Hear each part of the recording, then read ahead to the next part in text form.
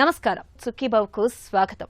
ఈ రోజు సుఖీబావులో పొట్టను తీర్చిదిద్దే అబ్డామినోప్లాస్టీ, పొగ, మద్యం జతకలిస్తే నరకమే.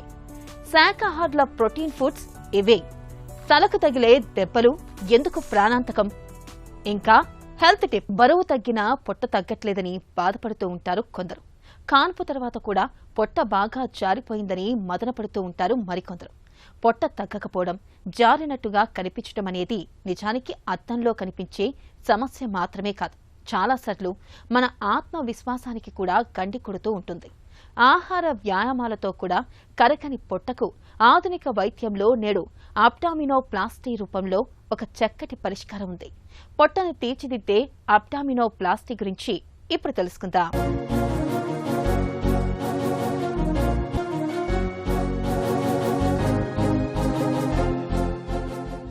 మన శరీరం ఒక కళాత్మక సృష్టి, అణువణువున సౌష్ఠవం. ఎక్కడికక్కడ పొందికగా ఒదిగిపోయే అవయవ సౌందర్యం మన శరీరానికి ఎనలేని శోభను ఇస్తాయి. అందాన్ని, ఆత్మవిశ్వాసాన్ని ఇనుమడింపజేస్తాయి. ఈ సౌష్ఠవం కాస్త అటూ ఇటూ అయితే ఎంతోమంది మానసికంగా మదనపడతారు.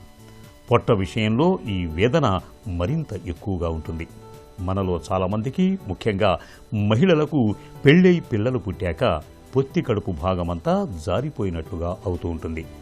ఒకప్పుడైతే ఇలా జారిన పొట్ట విషయంలో చేయటానికి ఏమీ ఉండేది కాదు. కానీ ఇవాళ అబ్డామినోప్లాస్టీ లేదా టమ్మీ టక్ అనే సర్జరీల సాయంతో జారిన పొత్తి కడుపును తిరిగి మనం కోరుకున్న విధంగా చక్కగా తీర్చిదిద్దటం సాధ్యపడుతుందని చెబుతున్నారు నిపుణులు. అబ్డామినోప్లాస్టీ అంటే మోస్ట్ కామన్గా మనము టమ్మీ టక్ అని కూడా అంటాము లేమన్ టర్మ్స్లో. ఇదేంటంటే పొట్ట హ్యూజ్గా ఉండి, చాలా స్కిన్ సాగీగా ఉండి, నిల్చున్నప్పుడు బల్జ్ వచ్చి పడుకున్నప్పుడు తగ్గిపోతూ, most commonly post pregnant women అంటే డెలివరీలు అయిపోయిన తర్వాత ఆర్ మ్యాసివ్ వెయిట్ లాస్, చాలా బరువు తగ్గిన వాళ్ళకి ఇలాంటి కండిషన్స్లో మోస్ట్ కామన్గా చేస్తాం. అబ్డామినోప్లాస్టీ అన్నది చాలా రకాలుగా చేయొచ్చండి. దాంట్లో అబ్డామినోప్లాస్టీ మోస్ట్ కామన్గా చేసేది ఏంటంటే మన పోస్ట్ ప్రెగ్నెన్సీ అవ్వచ్చు, మ్యాసివ్ వెయిట్ లాస్లో అంబిలికస్ కింద ఉన్న ఎక్సెస్ స్కిన్ అంతా ఎక్సైజ్ చేసి రిమూవ్ చేసేస్తాం. దాని తర్వాత ఈ మధ్య కాలంలో లైపోసక్షన్ కూడా యాడ్ చేసాం దీనికి. అంటే మొత్తం 360 degrees అబ్డామిన్ లైపోసక్షన్. ఎక్కడైతే ఫ్యాట్ డిపాజిట్స్ ఎక్కువ ఉంటాయో ఆ అబ్డామిన్లో, most commonly love handles and back, ఇలాంటి చోట కూడా లైపోసక్షన్ చేస్తాం. ఈ రెండూ కాకుండా మజిల్ డైవారికేషన్ అంటే మజిల్స్ రిపీటెడ్ ప్రెగ్నెన్సీస్ వల్ల లూజ్ అయిపోయి సపరేట్ అయిపోతాయి, అలాంటి దాన్ని ప్లైకేషన్ కూడా చేసి టైట్నింగ్ చేస్తాం. ఈ మూడు చేసి పైన అబ్డామిన్ స్కిన్ని స్ట్రెచ్ చేసి కిందకి లాగి అంబలికస్ని రీపొజిషన్ చేస్తాం. ఇది classical abdominoplasty, most common abdominoplasty. But there are variations. కొన్నిసార్లు అప్పర్ అబ్డామిన్ స్కిన్ ఎక్సెస్ ఉందనో, కొన్నిసార్లు లేటరల్ స్కిన్ ఎక్సెస్ ఉందనో, కొన్నిసార్లు ఓన్లీ లోవర్ పార్ట్లో ఎక్సెస్ ఉందనో అవ్వచ్చు. అలాంటప్పుడు మినీ టమ్మీ టక్ అని అలా చాలా వేరియంట్స్ ఆఫ్ టమ్మీ టక్స్ ఉన్నాయి. పొత్తి కడుపు జారిపోవటం అనేది పురుషుల్లో కంటే మహిళల్లో ఎక్కువగా ఉంటుంది. గర్భధారణ, అధిక బరువు, స్థూలకాయం, చిన్న చితక సర్జరీలు ఇవన్నీ పొత్తి కడుపు ఆకృతిని దెబ్బతీస్తూ ఉంటాయి. వయసుతో పాటు పొత్తి కడుపులో కొవ్వు ఎక్కువగా చేరటం వల్ల కూడా ఆ భాగమంతా ముందుకు జారిపోయినట్లుగా అవుతూ ఉంటుంది. కొందరిలో జన్యుపరంగా పొట్ట జారినట్లుగా కనిపిస్తూ ఉంటుంది. వయసు పెరుగుతున్న కొద్దీ పొట్ట కండరాల్లో పటుత్వం తగ్గిపోవటం వల్ల ఇలా జరగటం సహజమే. ఇలాంటి వాళ్ళు అబ్డామినోప్లాస్టీ అని పిలిచే టమ్మీ టక్ చేయించుకోవటం వల్ల మంచి ప్రయోజనం ఉంటుంది. జారిపోయినట్లుగా ఉన్న పొట్ట తగ్గించుకోవటానికి సులభమైన మార్గం టమ్మీ టక్. ఇది చాలా సురక్షితమైన ప్రక్రియ. మనకి అబ్డామిన్లో 2 types ఆఫ్ ఫ్యాట్ ఉండొచ్చు. ఒకటి విజరల్ ఫ్యాట్ అంటే ఇన్సైడ్ ద అబ్డామిన్ ఉంటుంది, ఒకటి fat out side the abdomen. So most కామన్గా మనం పోస్ట్ ప్రెగ్నెన్సీ మ్యాసివ్ వెయిట్ లాస్లో చూసే పేషెంట్స్లో చూసేది ఎక్స్టర్నల్గా ఫ్యాట్ ఉంటుంది out side the abdominal wall, and also సాగీ skin, excess skin కింద జారిపోతున్నట్టు ఉంటుంది. ఈ రెండువే కాకుండా మజిల్ లాక్సిటీ వల్ల వచ్చే బల్జ్ కూడా. సో అబ్డామినోప్లాస్టీ ఎవరికి చేస్తామంటే ఈ ఎక్సెస్ స్కిన్ ఉన్న వాళ్ళకి మజిల్ డైవారికేషన్ అంటే మజిల్ టోన్ లేకుండా బల్జ్ వచ్చిన వాళ్ళకి, అండ్ ఫ్యాట్ డిపాజిట్స్ ఉన్న వాళ్ళకి, లవ్ హ్యాండిల్స్ అవ్వచ్చు, బ్యాక్ అవ్వచ్చు, ఫ్రంట్ ఆఫ్ ద అబ్డామిన్ అవ్వచ్చు. వీళ్ళల్లో అబ్డామినోప్లాస్టీ చేస్తే వాళ్ళకు కూడా మంచి రిజల్ట్ వస్తుంది. And those who are stable weight. Tummy టక్లో యూజువల్లీ మనం 1 ప్రొసీజర్లో చేస్తాము. దాంట్లో 360 డిగ్రీ లైపోసక్షన్ అని చెప్పి, దాంతోపాటు excess skin removal, divarication repair and umbilicus reposition. So ఇది అంతా 1 సిట్టింగ్లోనే చేయొచ్చు. యూజువల్గా ఏంటంటే మామీ మేకోవర్ అని చేస్తాం. మామీ మేకోవర్లో ఏంటంటే టమ్మీ టక్ కాకుండా వేరే సర్జరీస్ కూడా కలిపి పేషెంట్కి సేఫ్ లిమిట్స్లో చేయగలిగితే 2 or more సర్జరీస్ కూడా కలిపి చేస్తాం. ఇప్పుడు హ్యూజ్ బాడీస్ ఉండి చాలా లైపోసక్షన్ చేయాల్సి వస్తుంది ఆర్ సర్జరీ టైం చాలా అయిపోతుంది అనుకుంటే టమ్మీ టక్ ఒక్కటే 1 సిట్టింగ్లో చేస్తాం. బట్ కొంతమందికి బాడీ సహకరిస్తుంది ఆర్ తక్కువ టైంలో అయిపోతుంది అండ్ ఇంకొక సర్జరీ కూడా మిక్స్ చేయొచ్చు అనుకున్నప్పుడు యూజువల్గా టమ్మీ టక్తో పాటు బ్రెస్ట్ సర్జరీ కానీ వేరే చోట్ల లైపోసక్షన్ కానీ చేసి కలిపి మామీ మేకోవర్ అని కూడా చేయొచ్చు. టమ్మీ టక్ని 1 సిట్టింగ్లో కంప్లీట్ చేయొచ్చు. పొట్టను తీర్చిదిద్దే అబ్డామినోప్లాస్టీని 2 రకాలుగా చేస్తారు. ఒకటి మినీ అబ్డామినోప్లాస్టీ, రెండవది అబ్డామినోప్లాస్టీ. కేవలం బొడ్డు కింది భాగం మాత్రమే సాగిపోతే మినీ అబ్డామినోప్లాస్టీతో సరిచేస్తారు. బొడ్డు కింద పైన కూడా సాగిపోయి ఉన్నప్పుడు టోటల్ అబ్డామినోప్లాస్టీ చేయాలి. పెద్ద సంచిలాగా ముందుకు వాలిపోయి ఉండే పొట్టకి ఈ సర్జరీ మంచి పరిష్కారం. పొట్టలో పేరుకుపోయిన కొవ్వును తొలగించి ఆ భాగంలోని కండరాలను తిరిగి బిగుతుగా చేయటం ద్వారా పొట్టను తీరైన ఆకృతిలోకి తీసుకువస్తారు. ఇక్కడ చూడండి, సర్జరీకి ముందు, సర్జరీకి తర్వాత. సో అబ్డామినోప్లాస్టీ చేసేటప్పుడు any surgery can have minimal complications. నార్మల్గా దాన్ని 2 కేటగిరీస్గా చూసుకోవచ్చు. ఒకటి anaesthesia related are surgery related. Anaesthesia related ఏంటంటే యూజువల్గా మనం చేసేటప్పుడు ఈ కోమార్బిడ్స్ ఏమీ లేకుండా యంగ్ హెల్దీ ఫీమేల్స్ ఉంటే యూజువల్లీ అనస్థీషియా కాంప్లికేషన్స్ చాలా తక్కువ అన్నది మన assessment. But complications related to surgery అంటే సర్జరీ చేసేటప్పుడు అవ్వచ్చు, పోస్ట్ ఆపరేటివ్ అవ్వచ్చు, కొన్ని రకాలుగా కాంప్లికేషన్స్ ఉండొచ్చు. సర్జరీ చేసేటప్పుడు మోస్ట్ కామన్గా టమ్మీ టక్లో మేము చూసేవి ఏంటంటే హీలింగ్ ఇష్యూస్. అంటే నార్మల్గా ఒక పేషెంట్కి టమ్మీ టక్ చేస్తే 2 to 3 weeks హీలింగ్ పీరియడ్ అని చెప్తాం. ఇలా కాకుండా ఒక్కొక్కసారి వూండ్ హీలింగ్ డిలేడ్గా అవ్వచ్చు కొంతమందికి, ఆర్ ఒక్క దగ్గర అతుక్కోకపోవచ్చు. అలాంటి వాళ్ళలో ఒక 10-15 days ఎక్స్ట్రా అవ్వచ్చు హీలింగ్కి. అలాంటి కాంప్లికేషన్స్ మోస్ట్ కామన్. అది కాకుండా అన్ని సర్జరీస్కి ఉన్నట్టే బ్లీడింగ్ అవ్వడమో, ఫ్లూయిడ్ కలెక్షన్ అవ్వడమో ఇలాంటివన్నీ జరగచ్చు. బట్ అన్ని ట్రీటబుల్ కాంప్లికేషన్సే and the results are very good and treatable conditions వస్తాయి. కాబట్టి tummy tuck is very gratifying surgery. మిగతా అన్ని సర్జరీలాగే పొత్తి కడుపును తీర్చిదిద్దే అబ్డామినోప్లాస్టీకి కూడా కొన్ని పరిమితులు ఉన్నాయి.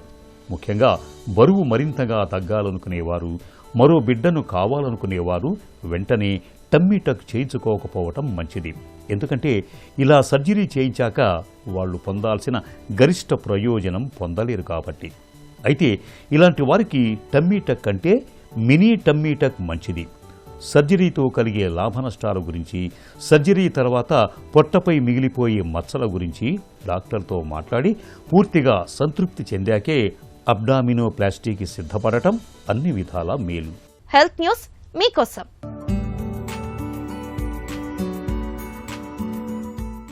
ధూమపానం, మద్యపానం ఆరోగ్యానికి హానికరమని తెలుసు. అయితే ఈ 2 జతకలిస్తే మరింత ప్రమాదమని హెచ్చరిస్తున్నారు పరిశోధకులు. వీటి అలవాటుకు కూడా ఒకదానితో మరొకదానికి సంబంధం ఉందని అధ్యయనంలో తేలింది. మామూలుగా పొగ తాగని వారు కూడా మద్యం తాగేటప్పుడు దమ్ము కొడుతూ ఉంటారు.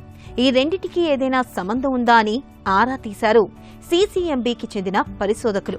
పొగాకులోని నికోటిన్ మద్యం తాగాలనే కోరికను పెంచుతుందని, మద్యం తాగిన వారికి నికోటిన్ తీసుకోవాలనే కోరిక మరింత బలపడుతుందని వారి పరిశోధనలో తేలింది. ఆల్కహాల్, నికోటిన్ను పదే పదే తీసుకోవడంతో మెదడులోని అభ్యాస సర్క్యూట్లో అవి జతగా మారుతాయని, దీంతో ఒకటి తీసుకుంటే ఇంకొకటి కావాలనిపిస్తుందని పరిశోధకులు వివరిస్తున్నారు. ఈ తీరు వ్యాధుల ప్రమాదాన్ని మరింతగా పెంచుతుందని, కొన్ని సందర్భాల్లో ప్రాణాంతకంగా కూడా మారుతుందని హెచ్చరిస్తున్నారు శాస్త్రవేత్తలు.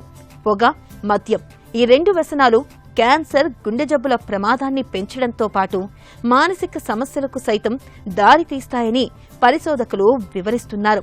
విడివిడిగా ఈ వ్యసనాలను తగ్గించడానికి మాన్పించే చికిత్సలకు మందులు ఉన్నాయి. అయితే పొగ, మద్యం రెండూ అలవాటు ఉన్న వారిలో ఈ చికిత్సలు అంత ప్రభావవంతంగా లేవు. ఒకదాని లక్ష్యంగా చికిత్సను అందిస్తే మరొకటి ఎక్కువ తాగాలనే భావనకు దారితీస్తుంది. మద్యం, పొగాకు ఒకదానితో మరొకటి జతకూడేందుకు కారణం గ్లూటమేట్. ఇది మెదడులోని అతిపెద్ద ఉత్తేజకరమైన న్యూరో ట్రాన్స్మిటర్. ఆల్కహాల్, నికోటిన్ తీసుకోవడం ద్వారా గ్లూటమేట్ పెరుగుతుంది. దీంతో ఏకకాలంలో వ్యసనాలు మాన్పించాలంటే పరిస్థితి మరింత దిగజారుతుందని పరిశోధకులు అంటున్నారు. ఈ నేపథ్యంలో కొత్త మందులు నికోటిన్, మద్యం రెండింటినీ మాన్పించే లక్ష్యంగా ఉండాలని వారు సూచిస్తున్నారు. మాంసాహారం తీసుకునే వారికి ప్రోటీన్తో ఇబ్బంది లేదు. శరీరానికి చాలినంత ప్రోటీన్ మాంసం నుంచే దొరుకుతుంది. చిక్కంతా శాకాహారులకే. నాన్ వెజ్ తినేవారితో పోలిస్తే వెజిటేరియన్స్కి ప్రోటీన్ కాసింత తక్కువే అందుతూ ఉంటుంది. అయితే రోజువారీ ఆహారంలో కొన్ని ప్రత్యేక పదార్థాలను ఎంపిక చేసి నిత్యం తీసుకుంటూ ఉంటే వారికి ప్రోటీన్ తక్కువనే మాటే ఉండదు. శాకాహారులకు తగినంత ప్రోటీన్ను అందించే ఆహారాల గురించి ఇప్పుడు తెలుసుకుందాం.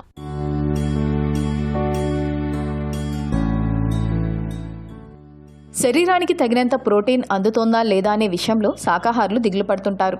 తగినంత అందటం లేదేమో, ప్రోటీన్ పొడుల వంటివి తీసుకోవాలేమో అని అనుకుంటుంటారు. నిజానికి ప్రోటీన్లను ఆహారం ద్వారా లభించేలా చూసుకోవటమే ఉత్తమం. మనకు 1 కిలో శరీర బరువుకు రోజుకు 0.8 గ్రాముల ప్రోటీన్ అవసరం. అదే 50 ఏళ్లు దాటితే 1.2 గ్రాములు కావాలి.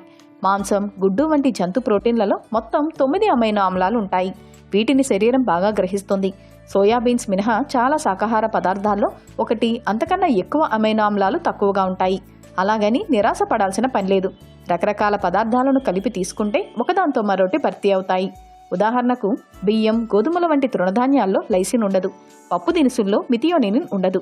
కాబట్టి 3 వంతుల బియ్యం, గోధుమల వంటి తృణధాన్యాలు 1 వంతు పప్పులు కలిపి తీసుకోవటం మంచిది. దీంతో బియ్యంలో లేని లైసిన్ పప్పులతో లభిస్తుంది. పప్పుల్లో లేని మిథియోనిన్ బియ్యం, గోధుమల నుంచి అందుతుంది. అప్పుడు అన్ని అత్యవసర అమైనో ఆమ్లాలు లభించినట్టవుతుంది. వీటిని శరీరం పూర్తిగా వాడుకుంటుంది. తగినంత ప్రోటీన్ అందుతుంది. ఇక మితిమీరి ప్రోటీన్ పొడులు వాడితే దీర్ఘకాలంలో దుష్ప్రభావాలకు దారితీయొచ్చు. మోతాదు మరీ ఎక్కువైతే కిడ్నీల మీద ఎక్కువ భారం పడుతుంది. ప్రోటీన్ జీర్ణమయ్యాక మిగిలిపోయే నత్రజనిని శరీరంలోంచి బయటకు పంపటానికి కిడ్నీలు ఎక్కువ పనిచేయాల్సి ఉంటుంది. కిడ్నీలు సరిగా పనిచేయని వారికి ఇది చిక్కులు కలిగిస్తుంది. కాబట్టి శరీరానికి తగినంత ప్రోటీన్ను అందించేందుకు సహజ సిద్ధ ఆహారాలపైనే ఆధారపడటం అన్ని విధాలా మేలు. నడుస్తూ జారిపడి తలకు దెబ్బ తగలడం, రోడ్డు ప్రమాదంలో గాయాలు కావడం లేదా పిల్లలు ఆడుకుంటూ పడిపోవడం ఇలాంటి ఘటనలు మన చుట్టూ తరచుగా జరుగుతూనే ఉంటాయి. ఇలాంటప్పుడు మనలో చాలా మంది తలకు తగిలింది పెద్ద గాయం కాదులే అని నిర్లక్ష్యం చేస్తూ ఉంటారు. నిజానికి తలగాయాల విషయంలో ఇలాంటి ధోరణి ఎంత మాత్రం సరికాదు. తలకు తగిలే దెబ్బల విషయంలో అప్రమత్తంగా ఉండడం, తక్షణ వైద్య సాయం తీసుకోవడం చాలా అవసరమని చెబుతారు డాక్టర్లు. తలకు తగిలే దెబ్బలు, గాయాలు ఎందుకు ప్రమాదకరమో డాక్టర్ని అడిగి ఇప్పుడు తెలుసుకుందాం.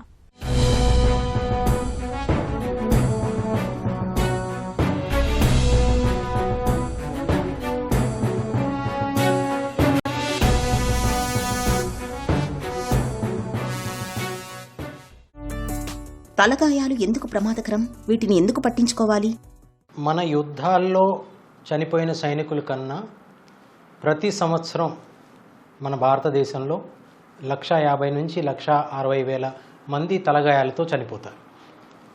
మచ్చుకు మనం ఉదాహరణ తీసుకుంటే హైదరాబాద్లో 2024 సంవత్సరంలో, పోయిన సంవత్సరంలో 8,000 మంది తలగాయాలతో చనిపోయారు. మనం ఇది అరికట్టొచ్చు. ఒకవేళ అయినా తొందరగా ట్రీట్మెంట్ చేయొచ్చు. అందుకని తలకి గాయాలన్నది మనం చాలా సీరియస్గా తీసుకుని దాని గురించి అందరూ అవగాహన పెంచుకోవాలి. తలకు గాయాలు ఎన్ని రకాలుగా అవ్వచ్చు? తలకి గాయాలన్నది మనకి స్పీడ్ బట్టి ఉంటుంది. అన్నిటికన్నా కామన్ ఏంటి? మోటార్ సైకిల్ మీద, 2 వీలర్ మీద వెళ్తూ తలకి హెల్మెట్ లేకుండా కింద పడటం, అది అన్నిటికన్నా కామన్. కానీ అప్పుడప్పుడు ఏముంటుందంటే ఇంత స్పీడ్లో వెళ్ళినప్పుడు తలకి గాయం తగలకపోయినా తల చాలా స్పీడ్గా వెళ్ళి సడన్గా ఆగటం, యాక్సలరేషన్, లేకపోతే తల స్పీడ్ సడన్గా ఆగిపోవడం వలన డీసెలరేషన్, వీటి మూలాన కూడా తల ఒక సెరెబ్రోస్పైనల్ ఫ్లూయిడ్ అన్న నీళ్ళలో తేలాడుతూ ఉంటుంది కాబట్టి అలా ఊగుతుందన్నమాట. ఆ ఊగి సడన్గా ఆగటంలో పైన గడ్డ పెరుగులాగా కింద మీగడలాగా ఉన్నది నరాల కణాలు, నరాల తీగలు. ఇవి కదలటం వలన ఒక particular type of head injury అవుతుంది, డిఫ్యూజ్ యాక్సోనల్ ఇంజరీ అని. ఇది చాలా సీరియస్, ఎందుకంటే కొన్ని వేల కోట్ల నరాల తీగలు తెగిపోతాయి. దానికి మనం ట్రీట్మెంట్ చేయలేము, సాక్కుని కూర్చోవాలి వెంటిలేటర్ మీద, ఐసీయూలోను. ఎన్ని రోజులకి మళ్ళీ తెలివి వస్తుందో చెప్పలేము. ఇంకా రీసెర్చ్ నడుస్తోంది. ఈ సెంచరీ ఆఫ్ ది బ్రెయిన్ అంటున్నారు. ముందు ముందు ఇంకా అవగాహన పెరిగితే అలాంటి ఇంజరీస్కి ఏమన్నా కొత్త ట్రీట్మెంట్స్ రావచ్చు. రక్తం కనబడకపోతే తలకు పెద్ద దెబ్బేం తగలలేదని అనుకోవడం సరైందేనా? తలకి దెబ్బ తగిలినప్పుడు మినిమం 3 రోజులన్నా హాస్పిటల్లో గడపాలి. దాంట్లో ఒక రోజన్నా ఐసీయూలో ఉండాలి అని చెప్తారు. ఎందుకంటే తనకి పైన గాయం తగిలినా తలగపోయినా మన పుర్రె ఎముక గట్టిగా ఉంటుంది కాబట్టి లోపల జున్నులాగా మెత్తగా ఉన్న మెదడుకి దెబ్బ తగలవచ్చు. సిటీ స్కాన్ వచ్చినప్పటి నుంచి మనం దాన్ని అంచనా వేయవచ్చు. ఇప్పుడు ముందు మాట్లాడుకున్నట్టు డిఫ్యూజ్ యాక్సోనల్ ఇంజరీలో పైన దెబ్బ చాలా తక్కువ ఉంటుంది. ఒక కారుకి బోనెట్ నలిగిపోతే ఇంజిన్కి దెబ్బ తగలదు. అలాగే డైరెక్ట్గా ఆ ఇంజిన్ నుంచున్న దాని మీద దెబ్బ తగిలితే మొత్తం ఇంజినే పాడైపోతుంది. అలాగే పైన పుర్రెకి దెబ్బ తగలకపోతే మెదడుకి చాలా గట్టి దెబ్బ తగులుతుంది. అప్పుడప్పుడు పుర్రె ఇరగడమే మంచిది. కానీ ఒకటేంటి, పుర్రె ఇరిగిపోతే 50% దాని కింద పక్క రాత్రి లోపల కొన్ని గంటల్లో రక్తం చేరొచ్చు అని మనకు తెలుసు. కాబట్టి హాస్పిటల్లో ఉంటే అలా రక్తం పెరిగి స్పృహ పోయిందా, కళ్ళు తేలేయటం జరిగిందా, శ్వాస తీసుకోవడంలో కష్టం వచ్చిందా అంటే అర్జెంటుగా ఆపరేషన్ చేసి ఇలా బయట ఉన్న రక్తాన్ని, అప్పుడప్పుడు మెదడు లోపల ఉన్న రక్తాన్ని సర్జికల్గా తీసి పేషెంట్ని బతికించవచ్చు. తల మీద కొన్ని ప్రత్యేక ప్రాంతాలలో దెబ్బలు తగిలితేనే ప్రమాదమని భావించవచ్చా? దీనిలో 2 మనం మాట్లాడుకోవాలి. ఒకటి, తల మీద వెళ్తూ గడప తగలటం, లేకపోతే కిచెన్లో లేడీస్ పైకి లేచినప్పుడు పైనున్న చూరు తగలటం, దాన్ని కూడా హెడ్ ఇంజరీనే అంటారు. కానీ సైంటిఫిక్గా మాట్లాడాలంటే traumatic brain injury. Traumatic brain injury అంటే మెదడుకి దెబ్బ తగలటం. మెదడుకి దెబ్బ తగలటం ఎలాంటిది? కొన్ని సెకండ్లన్నా కొన్ని నిమిషాలన్నా స్పృహ పోవటం, వాంతి రావటం, తల తిరగటం, ఇలాంటివి, ఫిట్స్ రావటం, ముక్కు నుంచన్నా చెవు నుంచన్నా రక్తం రావటం, ఇలాంటివి ఉంటే డెఫినెట్గా మనకి మెదడు దెబ్బ తగిలిందని మనం అంచనా వేయవచ్చు. ఏ చిన్న దెబ్బ అయినా మంచిది కాదు. తలగాయాలు అయినప్పుడు ఎలాంటి ప్రథమ చికిత్సను అందించాలి? ఉమ్మడి రాష్ట్రాల నుంచి 108 సేవలు మొదలవటం మనకు అదృష్టం.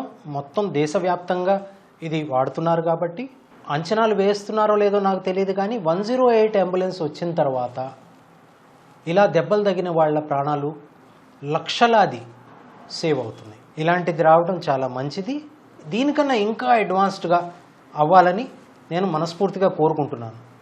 ఇప్పుడు బ్రిటన్ లాంటి దేశంలో, అమెరికా లాంటి దేశంలో ఎమర్జెన్సీ మెడికల్ టెక్నీషియన్స్ ఎంత బాగా ఉంటారంటే అక్కడే సిపిఆర్ చేయటం, అక్కడే ఇంట్యుబేషన్ చేయటం, సెంట్రల్ లైన్ వేయటం, అలాంటివన్నీ చేయగలరు. మన 108 సిబ్బంది కూడా ఈ లెవెల్కి మారితే మనం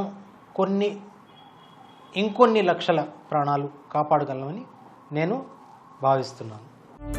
తలకు తగిలే దెబ్బలు లేదా గాయాల తీవ్రతను ఎలా నిర్ధారిస్తారు? ఇప్పుడు ప్రపంచవ్యాప్తంగా ఏదైనా న్యూరో సర్జన్, ఏదైనా డాక్టరు ఒకళ్ళతో ఒకళ్ళు తలకి దెబ్బ తగిలింది మాట్లాడుకోవాలి, కాన్షియస్నెస్ గురించి మాట్లాడుకోవాలి అంటే గ్లాస్కో కోమా స్కేల్ని వాడతారు. గ్లాస్కో కోమా స్కేల్ 3 పాయింట్ల నుంచి 15 పాయింట్లు ఉంటుంది. 3 పాయింట్లో కళ్ళు మూసుకుని ఉంటాయి, నోటి నుంచి మాట రాదు, శరీరంలో కదలిక ఉండదు. దీన్ని డీప్ కోమా అంటారు. ఈ కోమా అన్నది 8 కన్నా తక్కువ ఉంటే దాన్ని సివియర్ హెడ్ ఇంజరీ అంటారు. 8 నుంచి 13 దాకా ఉంటే మోడరేట్ హెడ్ ఇంజరీ అంటారు. 14, 15 ఉంటే మైల్డ్ ట్రామాటిక్ బ్రెయిన్ ఇంజరీ అంటారు. తలకు తగిలే గాయాలకు చికిత్స ఎలా ఉంటుంది? సర్జరీ తప్పనిసరా? సిటీ స్కాన్ తలలో ఒక్క మిల్లీలీటర్ బ్లడ్ వచ్చినా మనకి కనిపిస్తుంది. ఒక చిన్న డాట్ బయట గాలి లోపలికి వెళ్ళినా మనకు కనిపిస్తుంది. ఫ్రాక్చర్లు కూడా మనకు కనిపిస్తాయి. అందుకని ఏ చిన్న డౌట్ వచ్చినా సిటీ స్కాన్ తప్పనిసరి. ఎప్పుడు సర్జరీ చేస్తాము? తల చర్మం ఊడిపోయింది, అప్పుడు ప్లాస్టిక్ సర్జన్స్ ఆపరేషన్ చేస్తారు. పుర్రె ఇరిగిపోయింది, పుర్రె ఇరిగిపోయి పుర్రె పై భాగం లోపలికి జొచ్చుకుపోయింది. అలా అయినప్పుడు మెదడుకు దెబ్బ తగులుతుంటే, లేకపోతే ధాటిగా రక్తం కారుతుంటే స్కల్ ఫ్రాక్చర్కి దాన్ని ఎలివేట్ చేయడానికి ఆపరేషన్ చేయవలసి వస్తుంది. పుర్రె కింద డ్యూరా మ్యాటర్ అని బ్రెయిన్కున్న కవరింగ్స్ ఉంటాయి.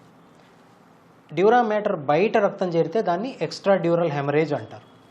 ఎక్స్ట్రా డ్యూరల్ హెమరేజ్ ఒకవేళ అయితే పేషెంట్ దాని మూలాన కోమాలోకి వెళ్తే, ఒకవేళ 15 నిమిషాల లోపల కోమాలో వెళ్ళినప్పుడు ఆ ఎక్స్ట్రా డ్యూరల్ హెమరేజ్ని మనం తీయగలిగితే పేషెంట్ 100% రికవరీ ఉంటుంది. అది తొందరగా పెరుగుతుంది కాబట్టి ఒకవేళ మనం రికగ్నైజ్ చేయక వదిలేసాం అనుకోండి, అలాంటి పేషెంట్ని సిటీ స్కాన్ చేయకుండా ఇంటికి పంపించేసాం అనుకోండి, రాత్రి నిద్రలో మనకి అందకుండా పరలోకానికి వెళ్ళిపోయే అవకాశం కూడా ఉంటుంది. అందుకని మళ్ళీ ఒకసారి మనవి చేసుకునేది ఏంటంటే సిటీ స్కాన్ పక్కా చేయాలి. అలాగే ఇంకా లోపలికి వెళ్తే డ్యూరా కింద సబ్ డ్యూరల్ హెమరేజ్, అదేముంది, ఇది కొంచెం ఎక్కువ డేంజర్. డ్యూరా కిందకి బ్లడ్ వెళ్ళిందంటే మెదడు ఉపరితలం మీద బ్లడ్ చేరినట్టు. బ్లడ్ రక్తనాళాల్లో ఉన్నంత వరకు మెదడు చాలా సంతోషంగా ఉంటుంది. ఆ రక్తనాళాల్లో ఉన్న బ్లడ్ దాని పైకి వచ్చినప్పుడు ఒక రకంగా బ్రెయిన్ స్పార్కింగ్ చేయడం మొదలు పెడుతుంది, ఫిట్స్ వచ్చే అవకాశం ఉంటుంది, రక్తనాళాలు కుంచుకుపోతాయి, బ్రెయిన్ తను చంపుకోవడం మొదలవుతుంది, బ్రెయిన్లో చిన్న దెబ్బ పెరగడం మొదలవుతుంది. దీన్ని లోకల్ డిఏసి అంటారు. బ్రెయిన్లో థ్రోంబోప్లాస్టిన్ అన్న పదార్థం మొత్తం శరీరంలో ఎక్కువ మోతాదులో ఉంటుంది. అందుకని చిన్న దెబ్బ పెరిగి డబుల్ అయ్యే సైజు మెదడు తత్వం. అందుకనే 6 నుంచి 8 గంటల తర్వాత ఇంకో సిటీ స్కాన్ చేస్తారు. దీన్ని ప్రోగ్రెషన్ ఆఫ్ హిమటోమా అంటారు. అప్పుడప్పుడు ఇలా ప్రోగ్రెషన్ ఆఫ్ హిమటోమా అన్నప్పుడు మొదట ఆపరేషన్ వద్దనుకున్న ఆ హిమటోమాని తీయటానికి లేకపోతే సబ్డ్యూరల్ హెమరేజ్ని తీయటానికి రెండో రోజు ఆపరేషన్ చేయవలసిన అవసరం ఉంటుంది. తలకు తగిలే దెబ్బలు, గాయాల విషయంలో భయపడాల్సిన అవసరం లేదు. కానీ నిర్లక్ష్యం చేయకూడదు. తలకు గాయమైన తర్వాత తీవ్రమైన తలనొప్పి, వాంతులు, స్పృహ కోల్పోవడం, మగత, మాట తడబడడం వంటి లక్షణాలు కనిపిస్తున్నప్పుడు వెంటనే డాక్టర్ని సంప్రదించాలి. తగిన వైద్య సాయం పొందాలి.